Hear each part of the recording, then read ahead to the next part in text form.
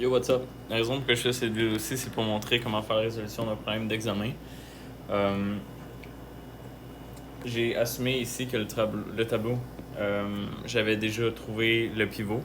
J'avais déjà appliqué median of 3. Et là, je suis en train de progresser dans le tableau. Donc le I ici, c'est le pointeur qui veut déterminer un élément qui est plus grand que notre pivot de 64. On l'a trouvé ici. On a un élément ici qui est plus faible. On l'a trouvé, c'est 9. On doit nécessairement faire le switch. Ça veut dire 99 s'en va ici. Et 9 s'en va ici. On continue de faire la même chose. On essaie de trouver un élément qui est plus grand que notre 64. On le trouve à 75. J s'en va ici.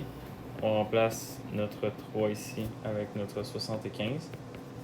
Maintenant, I essaie de trouver un élément qui est plus petit que 64. Non, I essaie de trouver un élément qui est plus grand que 64.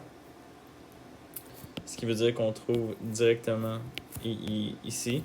Peu importe où est-ce que ça s'en va, théoriquement, ça va essayer de trouver l'élément qui est plus petit, mais l'élément qu'on vient de trouver, c'est ici. Ça veut dire que I s'en va ici. Et on vient de trouver notre séparation. 64 prend la place de 75. Ça veut dire que 64 s'en va ici, 75 s'en va ici. Ce qui veut dire qu'on a trouvé maintenant nos deux sous-sections qui sont ici.